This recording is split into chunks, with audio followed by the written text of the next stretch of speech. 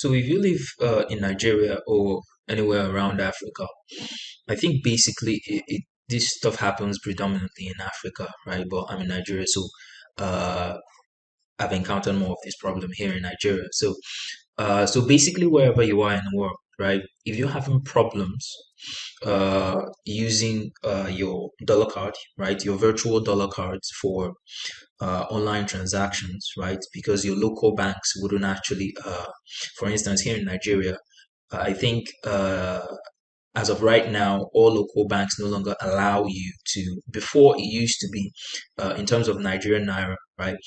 You could make a transaction of up to $30 a month, right? So certain little subscriptions are very easy, right? Subscriptions like Netflix, uh, your music player. For instance, I use YouTube Music Player or Canva, right? Some of these things you can bundle all of them together and actually fit them into that $30 monthly spend limit, right? But right now, I think they've all vanished, right? Because even I think Access Bank, which was famous for basically being the only bank that has allowed it for this long, no longer allows it. At least I know that mine doesn't. I've heard of people who use things like MasterCard that allows them. But I feel like that's going away completely very soon because there's all these things about having a domiciliary account, right? Receiving money in dollars, etc. So if it hasn't gone away completely, it's going away very soon, right? Now the challenge then is this: you have a virtual dollar card, right? But some platforms are very sensitive in the sense that you're using a virtual dollar card, right? And a couple of things, there's conflict, right? For instance, I tried using my virtual dollar card where my location said Nigeria, right? But while putting in the details, I kept on having issue. I can't explain exactly what was going on, but I think there was a conflict between the virtual dollar card being a US recognized a dollar card, right? But then my location is now Nigeria, so it was having a bit of an issue, and I think it also had issues with that in regards to my IP address, right? Which brings us to this particular video and why I'm making this video because this was giving me a headache. I was supposed to subscribe for my Canva like 6 days ago, and I'm just now recently doing it, right? Because I finally figured out a way to make it work, right? But I had already gone through that process prior to my recording this video. So if you're watching this video and just basically pay attention to what I'm saying, it will be a very smooth process for you. So the first thing I did, right, was I opened Canva to where it was asking me to uh, make the payment, right? Input my payment details. I had my virtual dollar card, right? So the next thing I did was, sorry, prior to opening that up, I used the VPN. It's very important, right? So this particular VPN is now, it flags me as being in the United States, right? So as far as my IP address is concerned, I'm in the US. I'm nowhere near Africa, right? So my VPN is showing me as United States. Now this particular VPN, I think it's Touch VPN. I can't remember. So this particular VPN is actually a Chrome extension. You can also use a VPN that is an app, right? That you install in your system, right? But sometimes I just feel it's easier to just use a Chrome extension, right? But here's the thing: I have a Canva, right, that's installed in my system. I can't do that. I can't do this particular VPN something with that because I don't have a VPN that is installed in my system, right?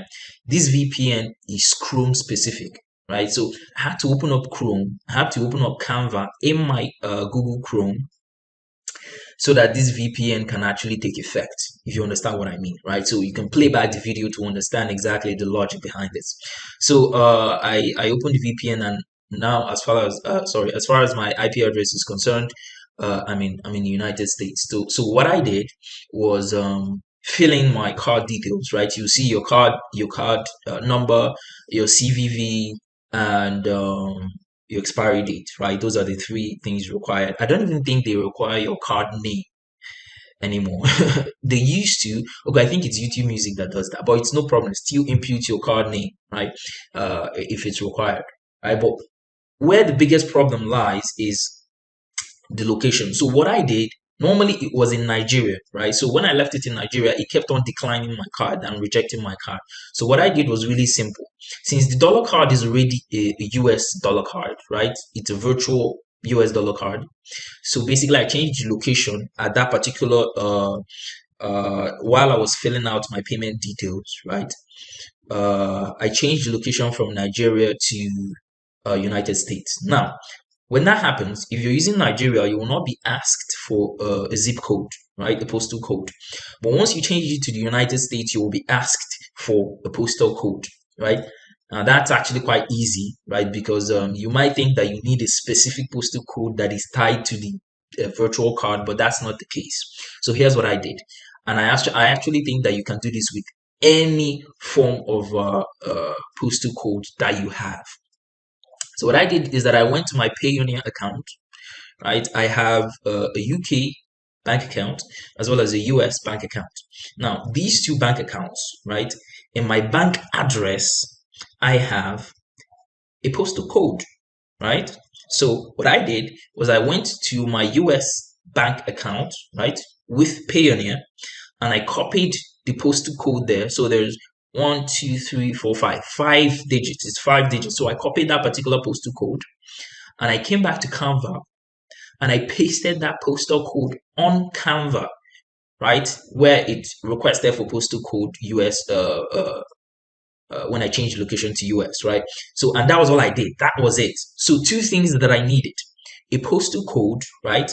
So that I can basically trick the system into believing that I'm from United States or whatever. That's one. And then two, VPN, right? The VPN to actually block, because I actually do think that Canva programmed in something that tracks your location, right? They wouldn't be Canva if they didn't, right? So collecting all this kind of data is important. But it was preventing me from actually giving them my own money, right? In exchange for their subscription, their subscribed services, right? So these two things are really important, right? So I changed my location with VPN to United States. Then I copied. I don't know if you pick now, if you go on ahead and pick any kind of random a postal code from the internet and impute it there, I don't know if it will work, right? Perhaps it will work, right? But what I did was I went to my Payoneer account, the bank account that I had with Payoneer, that is US, right? I have both UK and US. So I used one for US, right? And I used the postal code there. Now, it's important to know that this particular virtual card that I have, I didn't get it from Payoneer. No, I actually got it from an app we use around here called Chipper, right? Chipper Cash. It's an app. I downloaded it from Play Store, blah, blah, blah. Long story, right? So these two platforms have nothing in common, right? But I was pretty certain that that postal code that Payoneer gave me was valid.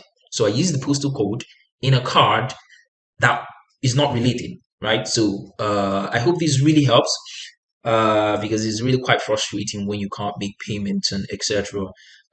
For instance, in this particular Canva, I'm paying twice of what I'm supposed to pay. I think I pay more than twice of what I'm supposed to pay for the monthly subscription, because by the time it has converted it from local currency to dollar and then you're billed, you find out that you're paying more than you should.